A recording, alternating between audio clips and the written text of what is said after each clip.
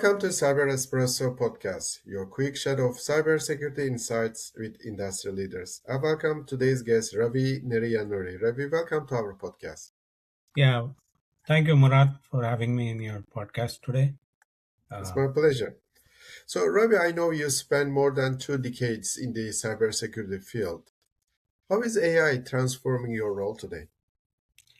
I see that AI has a major impact on everybody, and then absolutely on professionals like me, and us in the IAM field, particularly, where I see that the shift is going from being an administrator or operator level to more being Mhm. strategic on the AI governance side, governing the AI side, because we see that applications are, there are earlier there were only human identities. Now we have NHIs, service Mhm. accounts, and whatnot. Agents now coming for every Mhm. application. We managing all this becomes more and humongous, and so Mhm. essentially it requires that how we govern them.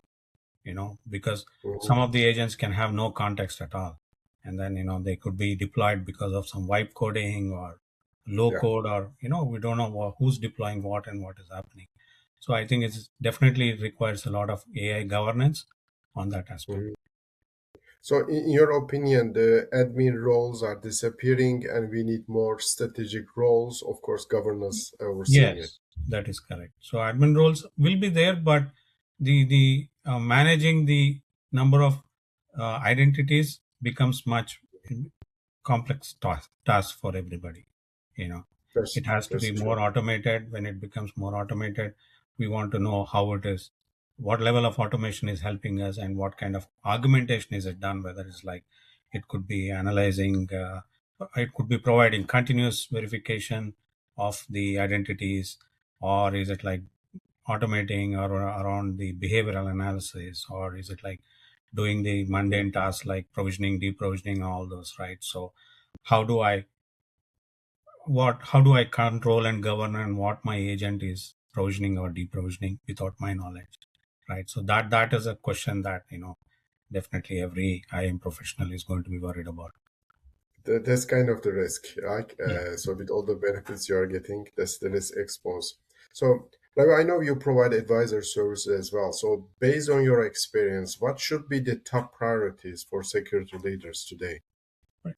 I think from a cybersecurity or IM perspective, I see that more around the managing the NHIs, having a strategic governance around the AI agents or agentic identity, what we may call now, where identity has become the new plane, right, for cybersecurity. So that, and then having augmented security operations, so where we are using AI to have do more, amplify the test cases or the incidents and things like that, and to see Hmm. minimize that effect rather than replacing headcount. So that should be the idea. And then Yeah. and automating, whether it is the regular task and what productivity we are seeing. And then above all, moreover, what is more impacting or changing is the role of a CISO. I see it Hmm. is not from another placeholder, but he's a CISO becomes more of a business partner now, right? So where where we are aligning the security investments into business outcomes, so when that accountability comes in at an organizational level, the role of a Yeah. CISO becomes more relevant and prominent and important, right? It is like now CISO's job is the more scariest job, right? Yeah, so that's what I Yeah. think. These are some of the things that I see, that a lot of things that are coming on there, right? So, but I think Yeah. particularly I see around the uh, governance and then controlling and managing the operations, security operations, and how we manage these agents going forward is something that so Yeah. we need to have a trust framework around how we are authenticating, authorizing, and fundamental, our perspective or the paradigm has to focus on those things. What we did for humans, we have to Mhm. extend that to non-humans and then establish that framework, That is I the think I, it's a good summary. So all the experience we learned from the human, we will transition into the agents that we don't know what they are capable of. So yes. in that token, like we talk a lot about the agents, autonomous agents. From your perspective, what makes them so popular? What fundamental makes them differ from the traditional AI systems? Yeah, I think that's a good question. So what I see is the shift where I'm seeing is from the agents or AI or at an AI or agentic level. What I'm seeing is the shift is moving from a prompt to being an actor. You know, where Mhm, the use case is when I meant what I meant by actor is being in a use case, right? When if I am accessing some system, I need credentials, I need permissions, I need some more entitlements or things like that.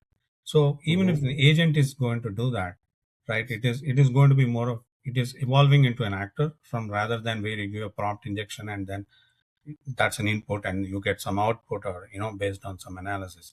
Now we are seeing that agent is becoming more powerful, more the scope is becoming more where they also require permissions, credit, and they have credentials and whatnot, and permissions and all that. So managing that, and then I need to understand what my agent is doing, mhm, right? How it is being deployed, and let's say the scope. If the scope is dynamic, how is the agent behaving in a dynamic scope?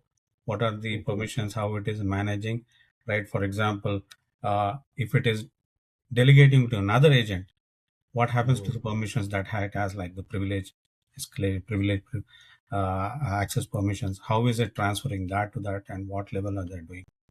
And even at like for example, like how do I audit what it has done? Right? So we don't exactly. have that. That is something that becomes a much bigger problem for customers to or organizations to provide their assurance to the customers or their users, right? So that is a thing which is very important. And then how do I make sure that if the agent is doing some rogue activity or something, how do I kill that process in middle? Mhm, How do I end that task without impacting the critical workflow that it is following, right? So it should not bring the entire house down. So how do I just stop just the agent, right? So those are some of the challenges that I see, and which also makes it more important and relevant that of for IAM professionals like me to mhm. be more relevant and Yeah, and to be ready, be prepared and think in these lines. So the fundamental shift, like I earlier said, is shifting to building a trust framework or a governance framework around authentication, authorization, how the agents are behaving, what actions they are doing, and how do we control this or be confident about what is happening. So that is correct. what we take. Well, very good. Ravi, I appreciate sharing your insights and being part of our podcast. I look forward to maybe connecting on other topics in a later Sure. time. Looking forward to it, Murat. Thank you for having me. And it was great talking Likewise. to you. Thanks for your time. Take Thank you. care, Ravi. Take care. Ciao. Bye bye.